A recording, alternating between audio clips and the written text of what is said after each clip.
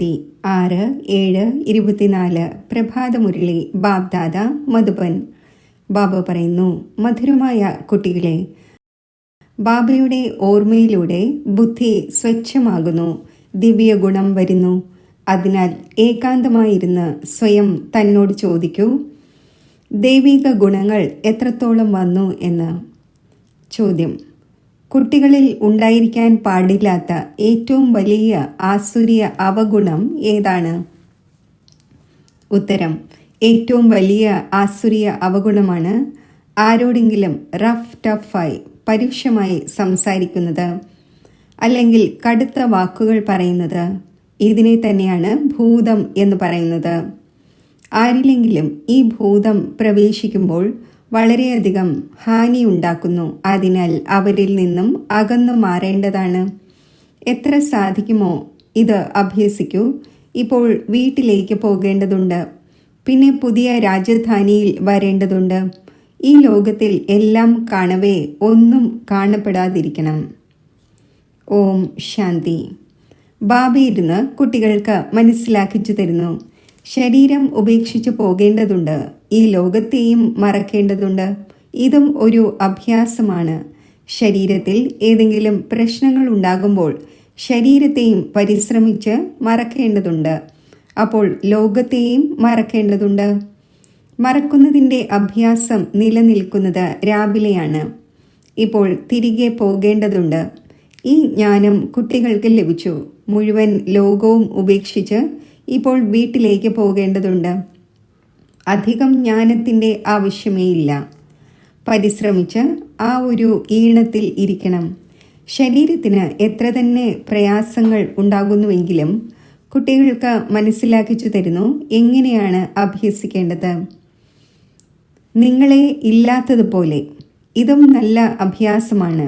ബാക്കി അല്പം സമയമേ ഉള്ളൂ. വീട്ടിലേക്ക് പോകേണ്ടതുണ്ട്. പിന്നെ ബാബയുടെ സഹായമായാലും ഇദ്ദേഹത്തിൻ്റെ സഹായമായാലും ഇദ്ദേഹത്തിൻ്റെ സ്വന്തം സഹായമായാലും സഹായം തീർച്ചയായും ലഭിക്കുന്നു. പുരുഷാർത്ഥവും ചെയ്യേണ്ടതുണ്ട്. ഈ കാണപ്പെടുന്നതൊന്നുമേയില്ല. ഇപ്പോൾ വീട്ടിലേക്ക് പോകണം. അവിടെ നിന്നും പിന്നെ തൻ്റെ രാജധാനിയിൽ വരണം. അവസാനം ഈ 2 കാര്യങ്ങളാണ് അവശേഷിക്കുന്നത്: പോകണം, പിന്നെ വരണം. ഈ ഓർമ്മയിൽ ഇരിക്കുന്നതിലൂടെ ശരീരത്തിൻ്റെ ഏതൊരു രോഗമാണോ ശല്യം ചെയ്യുന്നത് അതും ഓട്ടോമാറ്റിക്കലി തണുത്തു പോകുന്നു, കുറയുന്നതായി കാണുന്നു. ആ സന്തോഷം നിലനിൽക്കുന്നു. സന്തോഷം പോലൊരു പോഷണമില്ല. അതിനാൽ കുട്ടികൾക്കും ഇത് മനസ്സിലാക്കിക്കേണ്ടി വരും. കുട്ടികളെ, ഇപ്പോൾ വീട്ടിലേക്ക് പോകേണ്ടതുണ്ട്. സ്വീറ്റ് ഹോമിലേക്ക് പോകണം. ഈ പഴയ ലോകത്തെ മറക്കണം. ഇതിനെ പറയുന്നത് ഓർമ്മയുടെ യാത്ര എന്നാണ്. ഇപ്പോൾ തന്നെയാണ് കുട്ടികൾക്ക് അറിയാൻ കഴിയുന്നത്. ബാബ കൽപ്പകൽപ്പങ്ങളിൽ വരുന്നു, ഇത് തന്നെ കേൾപ്പിക്കുന്നു. കൽപ്പത്തിന് ശേഷം വീണ്ടും കണ്ടുമുട്ടും. ബാബ പറയുന്നു, കുട്ടികളെ, ഇപ്പോൾ നിങ്ങൾ എന്ത് കേൾക്കുന്നുവോ വീണ്ടും കൽപ്പത്തിനു ശേഷവും ഇത് തന്നെ കേൾക്കും. കുട്ടികൾ ഇതറിയുന്നുണ്ട്.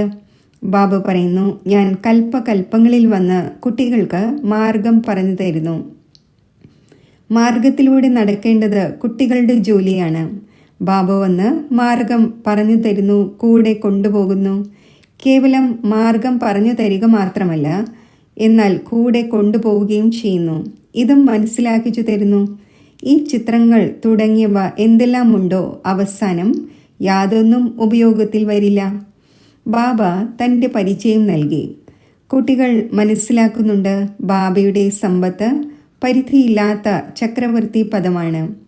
ആരാണോ ഇന്നലെ ക്ഷേത്രങ്ങളിൽ പോയിരുന്നത്, ഈ കുട്ടികളുടെ അഥവാ ലക്ഷ്മി നാരായണൻ്റെ മഹിമ പാടിയിരുന്നത്, ബാബ ഇവരെയും കുട്ടികളെ എന്ന് തന്നെ പറയുമല്ലോ. അവർ ഉയർന്നതായതിൻ്റെ മഹിമ പാടുമായിരുന്നു. ഇപ്പോൾ പിന്നെ ഉയർന്നവർ ആകാനുള്ള പുരുഷാർത്ഥം ചെയ്യുകയാണ്. ശിവബാബയെ സംബന്ധിച്ച് പുതിയ കാര്യമല്ല. കുട്ടികളായ നിങ്ങളെ സംബന്ധിച്ച് പുതിയ കാര്യമാണ്. യുദ്ധത്തിൻ്റെ മൈതാനത്തിലാണ് കുട്ടികൾ. സങ്കല്പ വികല്പങ്ങളും ഇവരെ ശല്യം ചെയ്യും. ഈ ചുമയും ഇദ്ദേഹത്തിൻ്റെ, അതായത് ബ്രഹ്മാവിൻ്റെ കർമ്മത്തിൻ്റെ കണക്കാണ്. ഇത് അനുഭവിക്കേണ്ടതുണ്ട്. ബാബയാണെങ്കിൽ ആഹ്ലാദത്തിലാണ്. ഇദ്ദേഹത്തിന് കർമാതീതം ആകേണ്ടതുണ്ട്. ബാബ സദാ കർമാതീത അവസ്ഥയിലാണ്. എനിക്കും, അതായത് ബ്രഹ്മാവിനും കുട്ടികളായ നിങ്ങൾക്കും മായയുടെ കൊടുങ്കാറ്റാദിയായ കർമ്മഭോഗ് വരും. ഇത് മനസ്സിലാക്കിക്കേണ്ടവ ആവശ്യമാണ്. ബാബ വഴി പറഞ്ഞു തരുന്നു. കുട്ടികൾക്ക് സർവ്വതും മനസ്സിലാക്കിച്ചു തരുന്നു. ഈ രഥത്തിന് എന്തെങ്കിലും സംഭവിക്കുകയാണെങ്കിൽ നിങ്ങൾക്ക് ഫീലിംഗ് വരും, ദാദായ്ക്ക് എന്തോ സംഭവിച്ചു. ബാബയ്ക്ക് ഒന്നും സംഭവിക്കുന്നില്ല, ഇദ്ദേഹത്തിനാണ് സംഭവിക്കുന്നത്. ജ്ഞാനമാർഗത്തിൽ അന്ധവിശ്വാസത്തിൻ്റെ കാര്യമേ ഇല്ല. ബാബ മനസ്സിലാക്കിച്ചു തരുന്നു, ഞാൻ ഏത് ശരീരത്തിലാണ് വരുന്നത്. വളരെയധികം ജന്മങ്ങളുടെ അന്തിമത്തിലെ പതീത ശരീരത്തിൽ ഞാൻ പ്രവേശിക്കുന്നു. ദാദായും മനസ്സിലാക്കുന്നുണ്ട്, മറ്റു കുട്ടികളെ പോലെയാണ് ഞാനും. ദാദാ പുരുഷാർത്ഥിയാണ്, സമ്പൂർണമല്ല. പ്രജാപിത ബ്രഹ്മാവിൻ്റെ കുട്ടികളായ ബ്രാഹ്മണരായ നിങ്ങളേവരും പുരുഷാർത്ഥം ചെയ്യുന്നു വിഷ്ണു പദം നേടുന്നതിനായി. ലക്ഷ്മി നാരായണൻ എന്ന് പറയാം, വിഷ്ണു എന്ന് പറയാം, കാര്യം ഒന്നു തന്നെയാണ്. ബാബ മനസ്സിലാക്കിക്കുകയും ചെയ്തു. മുൻപ് അറിയാമായിരുന്നില്ല. ബ്രഹ്മ വിഷ്ണു ശങ്കരൻ്റെയോ സ്വയം തന്നെയോ മനസ്സിലാക്കിയിരുന്നില്ല. ഇപ്പോഴാണെങ്കിൽ ബാബയ്ക്ക് ബ്രഹ്മ വിഷ്ണു ശങ്കരനെ കാണുമ്പോൾ ബുദ്ധിയിൽ വരുന്നു, ഈ ബ്രഹ്മാവ് തപസ് ചെയ്യുകയാണ്, ഇതേ വെള്ള വസ്ത്രമാണ്. കർമാതീത അവസ്ഥയും ഇവിടെയാണ് ഉണ്ടാകുന്നത്. ഇൻ അഡ്വാൻസ് നിങ്ങൾക്ക് സാക്ഷാത്കാരം ഉണ്ടാകുന്നു. ഈ ബാബ ഫരിഷ്തയാകും. നിങ്ങളും അറിയുന്നുണ്ട്, നമ്മൾ കർമാതീത അവസ്ഥ നേടി ഫരിഷ്തയാകും നമ്പർ അനുസരിച്ച്. എപ്പോഴാണോ നിങ്ങൾ ഫരിഷ്തയാകുന്നത് അപ്പോൾ മനസ്സിലാക്കും, ഇപ്പോൾ യുദ്ധം തുടങ്ങും. മൃഗത്തിന് മരണം, വേടന് ഇര. ഇത് വളരെ ഉയർന്ന അവസ്ഥയാണ്. കുട്ടികൾ ധാരണ ചെയ്യേണ്ടതുണ്ട്. നമ്മൾ ചക്രം കറങ്ങുന്നു എന്ന നിശ്ചയവുമുണ്ട്. മറ്റാർക്കും ഈ കാര്യങ്ങൾ മനസ്സിലാക്കാൻ സാധിക്കില്ല. പുതിയ ജ്ഞാനമാണ്. പിന്നെ പാവനമാകുന്നതിനായി ബാബ ഓർമ്മ പഠിപ്പിക്കുന്നു. ബാബയിൽ നിന്നും സമ്പത്ത് ലഭിക്കുന്നു എന്നതും മനസ്സിലാക്കുന്നുണ്ട്. കൽപ്പകൽപ്പങ്ങളിൽ ബാബയുടെ കുട്ടികളാകുന്നു. 84ൻ്റെ ചക്രം കറങ്ങുന്നു. നിങ്ങൾ ആർക്കും മനസ്സിലാക്കിച്ചു കൊടുക്കൂ, നിങ്ങൾ ആത്മാവാണ്. പരംപിത പരമാത്മാവ് പിതാവാണ്. ഇപ്പോൾ പിതാവിനെ ഓർമ്മിക്കൂ. അപ്പോൾ അവരുടെ ബുദ്ധിയിൽ തോന്നും, ദൈവിക പ്രിൻസ് ആകണമെങ്കിൽ ഇത്രയും പുരുഷാർത്ഥം ചെയ്യണം, വികാരവും മറ്റുമെല്ലാം ഉപേക്ഷിക്കണം. ബാബ മനസ്സിലാക്കിച്ചു തരുന്നു, സഹോദരി സഹോദരൻ എന്നതുപോലുമല്ല, സഹോദരന്മാരാണ് എന്ന് മനസ്സിലാക്കൂ. ബാബയെ ഓർമ്മിക്കുകയും ചെയ്യൂ. അപ്പോൾ വികർമ്മം വിനാശമാകും. മറ്റൊരു പ്രയാസവുമില്ല. അവസാനം മറ്റൊരു കാര്യങ്ങളുടെയും ആവശ്യമേ ഉണ്ടാകില്ല. കേവലം ബാബയെ ഓർമ്മിക്കണം, ആസ്തികരാകണം. ഇങ്ങനെ സർവഗുണ സമ്പന്നരാകണം. ലക്ഷ്മി നാരായണൻ്റെ ചിത്രം വളരെ ആക്യുറേറ്റ് ആണ്. കേവലം ബാബയെ മറന്നു പോകുന്നതിലൂടെ ദൈവിക ഗുണം ധാരണ ചെയ്യുന്നതും മറന്നു പോകുന്നു. കുട്ടികൾ ഏകാന്തതയിൽ ഇരുന്ന് ചിന്തിക്കൂ, ബാബയെ ഓർമ്മിച്ച് നമുക്ക് ഇതാകണം, ഈ ഗുണം ധാരണ ചെയ്യണം. കാര്യം വളരെ ചെറുതാണ്. കുട്ടികൾക്ക് എത്ര പ്രയത്നിക്കേണ്ടി വരുന്നു, എത്ര ദേഹാഭിമാനം വന്നു പോകുന്നു. ബാബ പറയുന്നു, ദേഹി അഭിമാനി ഭവ. ബാബയിൽ നിന്ന് തന്നെയാണ് സമ്പത്ത് നേടേണ്ടത്. ബാബയെ ഓർമ്മിക്കുമ്പോഴാണ് ചപ്പുചവറുകൾ മാറുന്നത്. കുട്ടികൾ അറിയുന്നുണ്ട്, ഇപ്പോൾ ബാബ വന്നിരിക്കുകയാണ്. ബ്രഹ്മാവിലൂടെ പുതിയ ലോകത്തിൻ്റെ സ്ഥാപന ചെയ്യുന്നു. കുട്ടികളായി നിങ്ങൾക്കറിയാം, സ്ഥാപന നടന്നുകൊണ്ടിരിക്കുന്നു. ഇത്രയും സഹജമായ കാര്യം പോലും നിങ്ങളിൽ നിന്നും വഴുതി പോകുന്നു. അൽഫ് ഒന്നാണ്. പരിധിയില്ലാത്ത ബാബയിൽ നിന്നും പരിധിയില്ലാത്ത ചക്രവർത്തി പദം ലഭിക്കുന്നു. ബാബയെ ഓർമ്മിക്കുന്നതിലൂടെ പുതിയ ലോകം ഓർമ്മ വരുന്നു. അബലകൾക്കും കുബ്ജകൾക്കും വളരെ നല്ല പദവി നേടാൻ സാധിക്കും. കേവലം സ്വയം ആത്മാവാണ് എന്ന് മനസ്സിലാക്കി ബാബയെ ഓർമ്മിക്കൂ. ബാബ വഴി പറഞ്ഞു തന്നിട്ടുണ്ട്. പറയുന്നു, സ്വയം ആത്മാവാണ് എന്ന് നിശ്ചയിക്കൂ. ബാബയുടെ തിരിച്ചറിവ് ലഭിച്ചു. ബുദ്ധിയിൽ ഇതിരിക്കുന്നുണ്ട്. ഇപ്പോൾ 84 ജന്മങ്ങൾ പൂർത്തിയായി വീട്ടിലേക്ക് പോകും. പിന്നെ വന്ന് സ്വർഗത്തിൽ പാർട്ട് അഭിനയിക്കും. എവിടെ ഓർമ്മിക്കണം, എങ്ങനെ ഓർമ്മിക്കണം എന്ന ചോദ്യമേ ഉയരുന്നില്ല. ബുദ്ധിയിലുണ്ട്, ബാബയെ ഓർമ്മിക്കേണ്ടതുണ്ട്. ബാബ എവിടെ പോയാലും നിങ്ങൾ ആ ഒന്നിൻ്റെ കുട്ടികൾ തന്നെയാണല്ലോ. പരിധിയില്ലാത്ത പിതാവിനെ ഓർമ്മിക്കണം. ഇവിടെ ഇരിക്കുമ്പോൾ നിങ്ങൾക്ക് ആനന്ദം വരുന്നു. നേരിട്ട് ബാബയുമായി കൂടിക്കാഴ്ച നടത്തുന്നു. ശിവ് ബാബയുടെ ജയന്തി എങ്ങനെ ഉണ്ടാകും എന്ന് മനുഷ്യർ കുഴങ്ങിപ്പോകുന്നു. ശിവരാത്രി എന്നെന്തുകൊണ്ടാണ് പറയുന്നത് എന്നതും മനസ്സിലാക്കുന്നില്ല. ശ്രീകൃഷ്ണന്റെ കാര്യത്തിൽ രാത്രിയാണ് ജയന്തി ഉണ്ടാകുന്നത് എന്നത് മനസ്സിലാക്കുന്നു. എന്നാൽ ഈ രാത്രിയുടെ കാര്യമല്ല. പകുതി കൽപ്പത്തിൻ്റെ രാത്രി പൂർത്തിയാകുന്നു. പിന്നെ ബാബയ്ക്ക് വരേണ്ടി വരുന്നു പുതിയ ലോകം സ്ഥാപിക്കുന്നതിന് വേണ്ടി. വളരെ സഹജമാണ്. കുട്ടികൾ സ്വയം മനസ്സിലാക്കുന്നുണ്ട്, സഹജമാണ്. ദൈവിക ഗുണം ധാരണ ചെയ്യേണ്ടതുണ്ട്. ഇല്ലെങ്കിൽ 100 മടങ്ങ് പാപം ഉണ്ടാകുന്നു.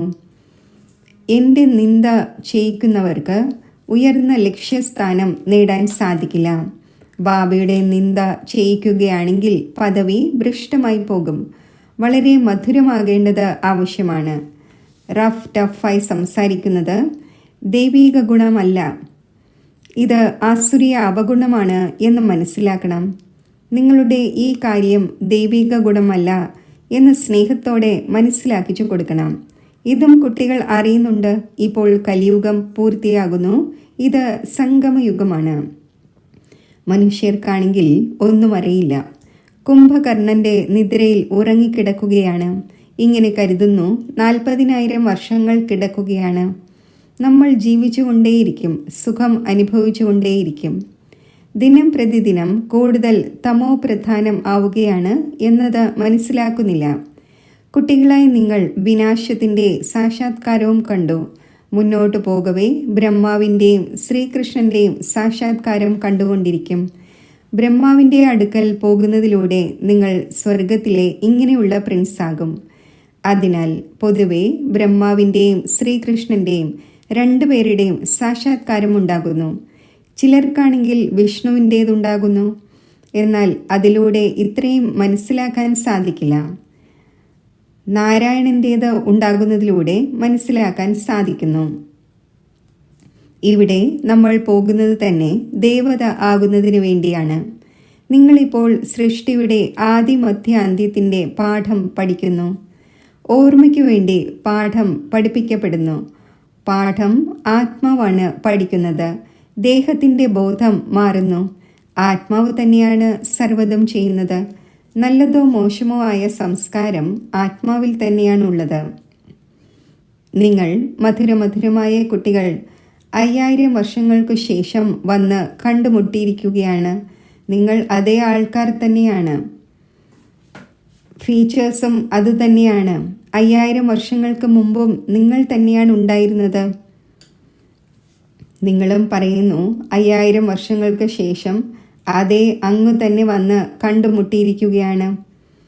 ഇതിലൂടെ നമ്മളെ മനുഷ്യനിൽ നിന്നും ദേവതയാക്കിക്കൊണ്ടിരിക്കുന്നു. നമ്മൾ ദേവതയായിരുന്നു, പിന്നെ അസുരനായി മാറി. ദേവതമാരുടെ ഗുണങ്ങൾ പാടി വന്നു, സ്വന്തം അവഗുണങ്ങൾ വർണ്ണിച്ചുകൊണ്ടിരുന്നു. ഇപ്പോൾ വീണ്ടും ദേവതയാകേണ്ടതുണ്ട്. കാരണം ദേവതാ ലോകത്തിലേക്ക് പോകേണ്ടതുണ്ട്. അതിനാൽ ഇപ്പോൾ നല്ല രീതിയിൽ പുരുഷാർത്ഥം ചെയ്ത് ഉയർന്ന പദവി നേടൂ. ടീച്ചർ എല്ലാവരോട് പഠിക്കൂ എന്ന് പറയുമല്ലോ. നല്ല മാർക്കോടെ പാസ്സാവുകയാണെങ്കിൽ എൻ്റെയും പേര് പ്രസിദ്ധമാകും, നിങ്ങളുടെയും പേര് പ്രസിദ്ധമാകും. ഇങ്ങനെ വളരെ പേർ പറയുന്നു, ബാബ അങ്ങയുടെ അടുക്കൽ വരുമ്പോൾ ഒന്നും വരുന്നതേയില്ല, എല്ലാം മറന്നു പോകുന്നു. വരുമ്പോൾ തന്നെ നിശബ്ദമായി പോകും. ഈ ലോകം ഇല്ലാതായി കഴിഞ്ഞതുപോലെയാണ്. പിന്നെ നിങ്ങൾ പുതിയ ലോകത്തിൽ വരും. അതാണെങ്കിൽ വളരെ ശോഭനീയമായ പുതിയ ലോകമായിരിക്കും. ചിലർ ശാന്തിധാമത്തിൽ വിശ്രമിക്കുന്നു. ചിലർക്ക് വിശ്രമം ലഭിക്കുന്നില്ല. ഓൾറൗണ്ട് പാർട്ടുണ്ട്. എന്നാൽ തമോ പ്രധാന ദുഃഖത്തിൽ നിന്നും മുക്തമാകുന്നു. അവിടെ ശാന്തിയും സുഖവും എല്ലാം ലഭിക്കുന്നു. അപ്പോൾ ഇങ്ങനെ നല്ല രീതിയിൽ പുരുഷാർത്ഥം ചെയ്യേണ്ടത് ആവശ്യമാണ്. ഭാഗ്യത്തിൽ ഉണ്ടായിരിക്കുന്നത് പോലെ എന്നത് പാടില്ല. അങ്ങനെയല്ല, പുരുഷാർത്ഥം ചെയ്യേണ്ടത് ആവശ്യമാണ്. രാജധാനി സ്ഥാപിതമായി കൊണ്ടിരിക്കുകയാണ് എന്നതും മനസ്സിലാക്കുന്നു. നമ്മൾ ശ്രീമത്തനുസരിച്ച് നമുക്ക് വേണ്ടി രാജധാനി സ്ഥാപിച്ചുകൊണ്ടിരിക്കുകയാണ്. ബാബ ശ്രീമത്ത് നൽകുന്നവനാണ്. ആ ഒന്ന് സ്വയം രാജാവൊന്നുമായില്ല. ആ ഒന്നിൻ്റെ ശ്രീമത്തിലൂടെ നമ്മൾ ആകുന്നു. പുതിയ കാര്യമാണല്ലോ. ഒരിക്കലും ആരും കേട്ടിട്ടുമില്ല, കണ്ടിട്ടുമില്ല. ഇപ്പോൾ കുട്ടികളായി നിങ്ങൾ മനസ്സിലാക്കുന്നുണ്ട്. ശ്രീമത്തിലൂടെ നമ്മൾ വൈകുണ്ഠത്തിൻ്റെ ചക്രവർത്തി രാജ്യം സ്ഥാപിക്കുന്നു. നമ്മൾ എണ്ണമറ്റ തവണ രാജ്യം സ്ഥാപിക്കുന്നു, പാഴാക്കുന്നു. ഈ ചക്രം തിരിഞ്ഞുകൊണ്ടേയിരിക്കുന്നു. പുരോഹിതന്മാരും എപ്പോഴാണോ ചുറ്റി സഞ്ചരിക്കാൻ പോകുന്നത്, അപ്പോൾ മറ്റാരെയും കാണാൻ പോലും ഇഷ്ടപ്പെടുന്നില്ല. കേവലം ക്രൈസ്റ്റിൻ്റെ തന്നെ ഓർമ്മയിലിരിക്കുന്നു. ശാന്തമായി ചുറ്റി സഞ്ചരിക്കുന്നു. അറിവുണ്ടല്ലോ. ക്രൈസ്റ്റിൻ്റെ ഓർമ്മയിൽ എത്ര ഇരിക്കുന്നു? തീർച്ചയായും ക്രൈസ്റ്റിൻ്റെ സാക്ഷാത്കാരം ഉണ്ടായിട്ടുണ്ട്. എല്ലാ പുരോഹിതന്മാരും ഇങ്ങനെയൊന്നുമായിരിക്കില്ല. കോടിയിൽ ചിലരാണ്. നിങ്ങളിലും നമ്പർ വൈസാണ്. കോടിയിൽ ചിലരാണ് ഇങ്ങനെ ഓർമ്മയിൽ ഇരിക്കുന്നുണ്ടാവുക. ട്രൈ ചെയ്ത് നോക്കൂ. മറ്റാരെയും നോക്കരുത്. ബാബയെ ഓർമ്മിച്ചുകൊണ്ട് സ്വദർശന ചക്രം തിരിച്ചുകൊണ്ടിരിക്കൂ. നിങ്ങൾക്ക് അളവറ്റ സന്തോഷമുണ്ടാകും. ശ്രേഷ്ഠാചാരി എന്ന് ദേവതമാരെയാണ് പറയുന്നത്. മനുഷ്യരെ ഭ്രഷ്ടാചാരി എന്ന് പറയുന്നു. ഈ സമയത്ത് ദേവതമാർ ആയി ആരുമില്ല. പകുതി കൽപ്പം പകൽ, പകുതി കൽപ്പം രാത്രി. ഇത് ഭാരതത്തിൻ്റെ തന്നെ കാര്യമാണ്. ബാബ പറയുന്നു, ഞാൻ വന്ന് സർവരുടെയും സദ്ഗതി ചെയ്യുന്നു. ബാക്കി ആരാണോ മറ്റ് ധർമ്മത്തിലുള്ളവർ, അവർ അവരവരുടെ സമയത്ത് വന്ന് തൻ്റെ ധർമ്മത്തെ വന്ന് സ്ഥാപിക്കുന്നു. എല്ലാവരും വന്ന് ഈ മന്ത്രം എടുത്തുകൊണ്ട് പോകുന്നു. ബാബയെ ഓർമ്മിക്കണം. ആര് ഓർമ്മിക്കുമോ അവർ തങ്ങളുടെ ധർമ്മത്തിൽ ഉയർന്ന പദവി നേടും. കുട്ടികളായ നിങ്ങൾ പുരുഷാർത്ഥം ചെയ്ത് ആത്മീയ മ്യൂസിയം അഥവാ കോളേജ് തുറക്കേണ്ടത് ആവശ്യമാണ്. ഇങ്ങനെ എഴുതൂ. വിശ്വത്തിൻ്റെ അഥവാ സ്വർഗത്തിൻ്റെ രാജ്യം എങ്ങനെ ലഭിക്കും? സെക്കൻഡിൽ വന്ന് മനസ്സിലാക്കൂ. ബാബയെ ഓർമ്മിക്കൂ. എങ്കിൽ വൈകുണ്ഠത്തിൻ്റെ ചക്രവർത്തി പദം ലഭിക്കും. ശരി, മധുരമധുരമായ സിക്കിലത്തെ കുട്ടികൾക്ക് മാതാവും പിതാവുമായ ബാബ്ദാദയുടെ സ്നേഹസ്മരണകൾ. Good morning. ആത്മീയ പിതാവിൻ്റെ ആത്മീയ കുട്ടികൾക്ക് നമസ്തേ. ധാരണയ്ക്കുള്ള മുഖ്യസാരം. നടക്കുമ്പോഴും ചുറ്റി സഞ്ചരിക്കുമ്പോഴും ഒരു ബാബയുടെ തന്നെ ഓർമ്മയുണ്ടായിരിക്കട്ടെ. മറ്റെന്തും കാണുമ്പോഴും കാണപ്പെടരുത്. ഇങ്ങനെയുള്ള അഭ്യാസം ചെയ്യണം. ഏകാന്തതയിൽ തൻ്റെ പരിശോധന നടത്തണം. നമ്മളിൽ ദൈവിക ഗുണങ്ങൾ എത്രത്തോളം വന്നു? ബാബയുടെ നിന്ദ ഉണ്ടാകുന്ന തരത്തിലുള്ള ഒരു പ്രവൃത്തിയും ചെയ്യരുത്.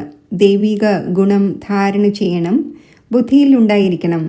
ഇപ്പോൾ വീട്ടിലേക്ക് പോകേണ്ടതുണ്ട്. പിന്നെ തൻ്റെ രാജധാനിയിൽ വരേണ്ടതുണ്ട്. വരദാനം. സേവനങ്ങളിൽ ശുഭഭാവനയുടെ അഡിഷനിലൂടെ ശക്തിശാലി ഫലം പ്രാപ്തമാക്കുന്ന സഫലതാമൂർത്തിയായി ഭവിക്കട്ടെ. ഏതെല്ലാം സേവനം ചെയ്യുന്നു അതിൽ സർവ ആത്മാക്കളുടെയും സഹയോഗത്തിൻ്റെ ഭാവന ഉണ്ടായിരിക്കട്ടെ. സന്തോഷത്തിൻ്റെ ഭാവനയും സദ്ഭാവനയും ഉണ്ടായിരിക്കട്ടെ. അപ്പോൾ ഓരോ കാര്യവും സഹജമായി സഫലമാകും. ഇതുപോലെ മുൻപ് ലോകത്തിൽ ഏതെങ്കിലും കാര്യം ചെയ്യുവാനേ പോകുമായിരുന്നപ്പോൾ മുഴുവൻ കുടുംബത്തിൻ്റെ ആശീർവാദം എടുത്തുകൊണ്ട് പോകുമായിരുന്നു. അപ്പോൾ വർത്തമാന സമയത്തെ സേവനങ്ങളിൽ ഈ അഡീഷൻ ആവശ്യമാണ്. ഏതൊരു കാര്യം ആരംഭിക്കുന്നതിന് മുൻപേ എല്ലാവരുടെയും ശുഭഭാവനകളും ശുഭകാമനകളും എടുക്കൂ. സർവരുടെയും സന്തുഷ്ടതയുടെ ബലം നിറയ്ക്കൂ. അപ്പോൾ ശക്തിശാലി ഫലം പുറത്തു വരും. സ്ലോഗൻ. ഇതുപോലെ ബാബ ഹാജരാണ് എന്ന് പറയുന്നു, അതേപോലെ താങ്കളും സേവനത്തിൽ ഹാജരാണ്. അതേ പ്രഭു എന്ന് പറയൂ. അപ്പോൾ പുണ്യം ശേഖരിക്കപ്പെടും. ഓം ശാന്തി. ബാഹ്യ ലോകത്തിലെ കാര്യങ്ങളിൽ നിന്നും ശ്രദ്ധ പിൻവലിച്ച് എൻ്റെ നിജ സ്വരൂപം ഞാൻ ചിന്തിക്കുന്നു. പുരികമധ്യത്തിൽ ഒരു പ്രകാശ ബിന്ദുവായി സ്ഥിതി ചെയ്യുന്ന ആത്മസ്വരൂപത്തിൽ എൻ്റെ മനസ്സും ബുദ്ധിയും ഞാൻ ഏകാഗ്രമാക്കുന്നു. ഞാൻ ദേഹി അഭിമാനി സ്ഥിതിയിൽ സ്ഥിതി ചെയ്യുന്നു. ഈ സ്ഥിതിയിൽ ഞാൻ ശാന്തിയും പവിത്രതയുമാകുന്ന എൻ്റെ സ്വധർമ്മത്തിൽ സ്ഥിരമാകുന്നു. എന്നിൽ നിന്നും ശാന്തിയുടെയും പവിത്രതയുടെയും വൈബ്രേഷൻസ് നാനാഭാഗത്തും വ്യാപിക്കുന്നു. ബുദ്ധിബലത്തിലൂടെ ദേഹത്തിൻ്റെയും ദേഹത്തിൻ്റെ ലോകത്തിൻ്റെയും സ്മൃതിക്ക് ഉപരിയായി ഞാൻ ശാന്തിധാമത്തിൽ സ്ഥിതി ചെയ്യുന്നു. സ്വർണ്ണ ചുവപ്പ് പ്രകാശം നിറഞ്ഞ ലോകത്തിൽ ശിവ പരമാത്മാവിൻ്റെ സമീപത്ത് പരമാത്മാ സ്മൃതിയുടെ സ്വരൂപമായി സ്ഥിതി ചെയ്യുന്നു. ഈ സ്മൃതിയിൽ ഇരിക്കുമ്പോൾ ശാന്തിയുടെയും പവിത്രതയുടെയും സർവശക്തികളുടെയും അളവറ്റ ഖജനാവുകൾ ആത്മാവിൽ നിറയുന്നു. ഈ ഈശ്വരീയ ഖജനാവുകളുടെ സമ്പന്ന അവസ്ഥയിൽ പരമാത്മാവുമായി സംയുക്തമായിരുന്ന് എൻ്റെ വരദാനി സ്വരൂപം ഞാൻ എമർജ് ചെയ്യുന്നു. ശാന്തിയുടെയും ശക്തിയുടെയും ഈശ്വരീയ ഖജനാവുകൾ മാസ്റ്റർ ജ്ഞാന സൂര്യൻ്റെ സ്വരൂപത്തിൽ സ്ഥിതി ചെയ്ത് മുഴുവൻ വിശ്വത്തിലേക്കും പ്രസരിപ്പിക്കുന്നു. സൃഷ്ടിയിലെ മനുഷ്യാത്മാക്കൾ ഈശ്വരീയ ശക്തിയാൽ ശാന്തിയുടെ ഖജനാവിനാൽ സമ്പന്നം. സർവ ആത്മാക്കളും പരമാത്മാ ശക്തികളുടെ ഛത്രഛായയിൽ സുരക്ഷിതമായി ഇരിക്കട്ടെ.